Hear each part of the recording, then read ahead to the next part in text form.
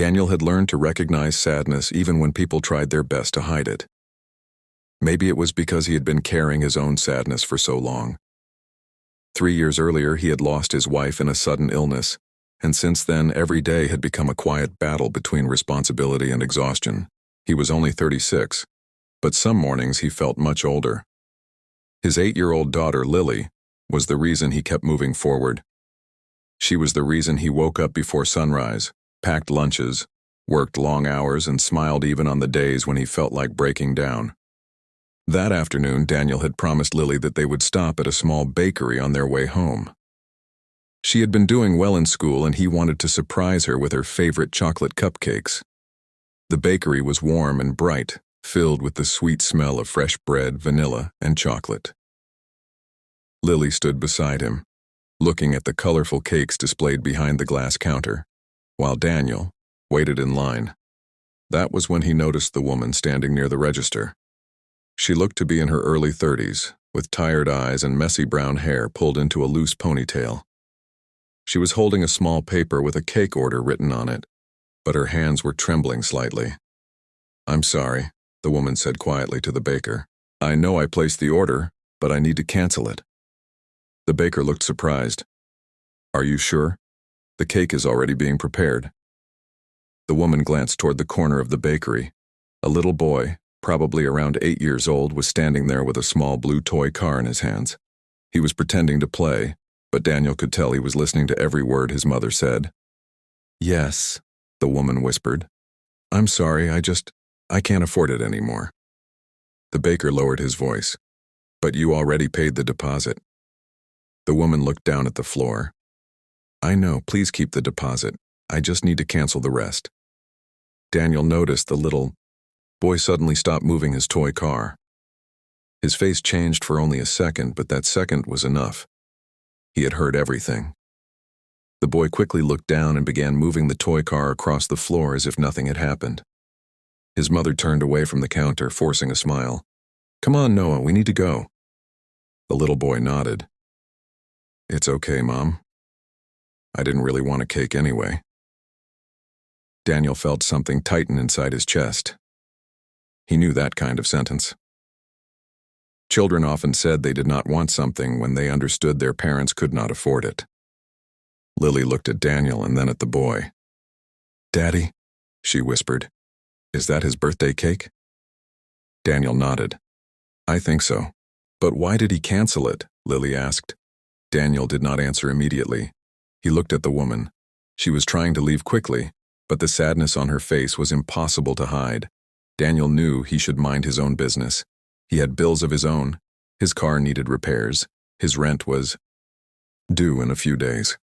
He had been working extra hours because money had been tight lately. He was not rich, and he was certainly not the kind of person who could solve everyone's problems. But then he looked at the little boy again. Daniel remembered Lily's first birthday after her mother had died. He had stood in a grocery store staring at a small birthday cake, wondering whether he could afford it. He had eventually bought the cheapest one, and Lily had smiled as if it were the most beautiful cake in the world. He remembered how she had hugged him and said, "Thank you, Daddy. This is the best birthday ever." That memory stayed with him. Before he could think too much, Daniel stepped forward. "Excuse me," he said gently. The woman stopped and turned around. "Yes?" Her voice sounded cautious. Daniel smiled politely. "I couldn't help overhearing. Your son's birthday is tomorrow?" The woman's expression immediately changed. Embarrassment appeared in her eyes. "Yes," she said quietly, "but it's fine. We'll be okay." Daniel knew that sentence. "I know," he replied softly. "People say that a lot when things aren't okay." The woman looked away. "I'm sorry, but I really need to go." She reached for her son's hand, but Daniel continued carefully.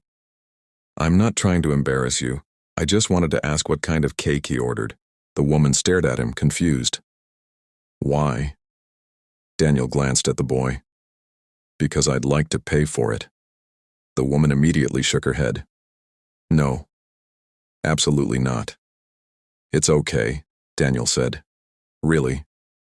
"No, it isn't," she replied. her voice becoming emotional. I can't accept money from a stranger. Daniel understood her pride. He had felt the same way many times. Then don't think of it as charity, he said. Think of it as one parent helping another parent. The woman looked at him silently. Daniel continued, I'm a single dad too. Something changed in her expression. She looked at Lily, who was standing beside Daniel, and then back at him. You are? Daniel nodded. Her mother passed away 3 years ago. The woman's face softened. I'm sorry. Thank you, Daniel said. I know what it's like to want to give your child everything and realize you can't. The woman looked down at the floor. For a moment, nobody spoke. Then the little boy quietly asked, Mom, can I still have the cake? His mother closed her eyes for a second. Daniel could see that she was trying not to cry. Noah, she whispered. We talked about this. It's okay, the boy said quickly. I don't need one. That was when Daniel felt his heart break a little. He turned toward the baker. What kind of cake was he getting? The baker looked at the woman, waiting for permission. The woman slowly shook her head. Chocolate, she whispered. Chocolate cake, with blue frosting. Daniel smiled. Then let's keep the order. The woman immediately protested. No, please, I said I can't accept it. Daniel looked at her seriously. I understand. But I'm not asking you to accept anything for yourself. I'm asking you to let your son have the birthday he has been waiting for. The woman's lips began to tremble. She looked at Noah, who was still holding his little toy car. I don't know how to repay you, she said. Daniel shook his head. You don't have to. He paid the remaining amount for the cake. Then, as the baker prepared the order, Daniel noticed a small toy store next door. He looked at Lily. What do you think? Lily smiled. I think Noah needs a birthday present too. Daniel laughed softly. The woman quickly said, No, the cake is already too much. Daniel raised his hand gently. Please, let me do this. The woman looked at him, and for the first time, the strong expression she had been wearing began to disappear. Her eyes filled with tears. You don't understand, she whispered. Daniel looked at her carefully. Maybe I understand more than you think. She looked toward her son, then lowered her voice. I lost my job last month. The company closed down, and I've been searching everywhere. I had enough money for groceries and rent, but not enough for the cake. I told Noah we would have a big birthday celebration, and I thought I could make it work. But today I checked my account, and I realized I couldn't. She wiped her eyes quickly. I didn't want him to know. I didn't want him to think his birthday didn't matter. Daniel felt a deep pain in his chest because he understood exactly what she meant. Your son doesn't need an expensive party to know he matters, Daniel said. But sometimes parents need a little help remembering that they don't have to carry everything alone. The woman looked at him, unable to speak. Daniel walked toward the toy store with Lily, and after a few minutes he returned with a small gift wrapped in blue paper. He handed it to Noah. The little boy stared at it. For me? Daniel nodded. Noah looked at his mother. She covered her mouth as tears rolled down her cheeks. Go ahead, she whispered. Noah carefully accepted the gift and hugged it against his chest. Thank you, he said. Daniel smiled. Happy birthday, buddy. At that moment, Daniel thought the situation was over. He believed he had simply helped a child have a better birthday. But as the woman stood there crying quietly, Daniel realized there was something much bigger behind her tears. She was not only emotional because of the cake or the gift. She was exhausted. She had been carrying fear, shame, and uncertainty alone for far too long.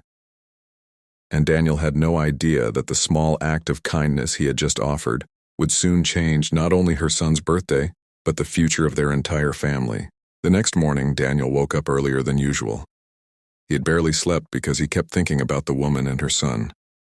He remembered the way the little boy had tried to pretend that he did not care about the birthday cake. He remembered the woman's tired eyes and the way she had apologized for needing help, as if struggling financially was something she should be ashamed of. Daniel had seen that kind of shame before. After his wife passed away, there had been months when he had secretly worried about losing everything. He had learned that sometimes the strongest people were the ones who were quietly falling apart. That morning, Daniel prepared breakfast for Lily and packed her lunch before taking her to school. As Lily got out of the car, she suddenly turned around. "Daddy," she said, "do you think Noah will like his birthday cake?" Daniel smiled. "I think he will." Lily nodded happily. "And his mom?" Daniel paused for a moment. "I hope she will be okay too." After dropping Lily at school, Daniel drove to his small office. He owned a modest cleaning and maintenance company that served several local businesses. It was not a huge company, but it had grown steadily over the years. Daniel had started it after losing his previous job, and he knew exactly how difficult it was to find work when life suddenly changed.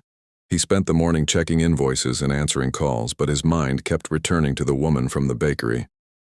He had her name because the baker had called her Sarah while they were discussing the cake order. Daniel did not know her last name, and he had no way of contacting her.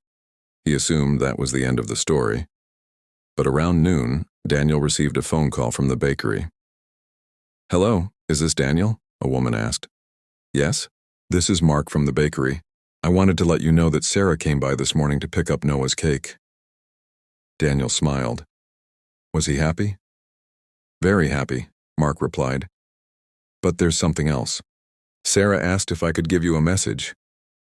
Daniel sat up straight. "What did she say?" Mark paused. "She said she wanted to thank you properly, but she was too emotional yesterday. She asked if you might come by the bakery later." Daniel was surprised. He had not expected anything in return. "She doesn't need to thank me," he said. "I know," Mark replied. "I told her that, but she said she wanted to talk to you." Later that afternoon, Daniel returned to the bakery. Sarah was sitting at a small table near the window. She looked different from the day before. She was still tired, but there was a little more hope in her eyes. Beside her sat Noah, wearing a blue shirt and holding the toy car Daniel had given him. When Noah saw Daniel, his face immediately lit up. "Daniel!" he shouted. Daniel smiled and walked over. "Hey, birthday boy." Noah proudly held up his toy car. "Look, I played with it all morning." "That's a great car," Daniel said. Sarah stood up. "Thank you," she said. Softly, Daniel waved his hand. "You really don't have to." "I know," Sarah replied, "but I need to." They sat down together while Noah played nearby. Sarah took a deep breath. "Yesterday, when you helped us, I felt embarrassed. I thought you were going to look at me like I was a failure." Daniel immediately shook his head. "I would never do that." "I know that now," she said, "but you have no idea how long I've been feeling like one." She looked out the window. "I lost my job 6 weeks ago. I worked at a small marketing company for almost 10 years. When they closed, I thought I would find another job quickly. I have experience. I have a degree. I thought I would be fine." She gave a sad laugh. But then one interview became 5 and 5 became 20. Every time they said they would call me. Nobody did. Daniel listened quietly. "I used the savings I had. Then the savings were gone. I started using my credit card for groceries. I stopped buying anything for myself. But I promised Noah a birthday cake." Her voice cracked. He had been talking about it for months. He wanted a chocolate cake with blue frosting because blue is his favorite color. I thought I could at least give him that. Daniel looked at her. "You did give him that?" Sarah wiped her tears. "Because of you." Daniel shook his head. "Because you are his mother. I only helped with one part." Sarah looked at him. "You helped me more than you know. Yesterday, when you said I didn't have to carry everything alone, I kept thinking about it all night." Daniel remained silent. Then he remembered the business card he had placed in his wallet. He took it out and placed it on the table. Sarah looked at it. "What's this?" "My company," Daniel said. "I told you yesterday I might have a job for you." Sarah stared at the card. "You were serious?" "Very serious." She hesitated. "What kind of job?" Daniel explained that he needed someone to help manage office scheduling, customer calls, and basic administrative work. It was not a glamorous position, but it was stable, paid regularly, and had room for growth. Sarah stared at him in disbelief. "You're offering me a job?" "I'm offering you an interview," Daniel corrected gently.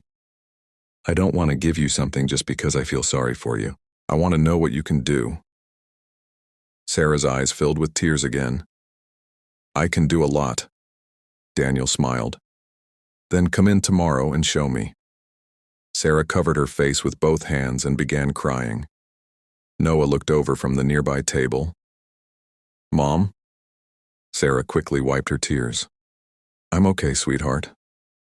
Daniel looked at her kindly. "You don't have to be okay every second."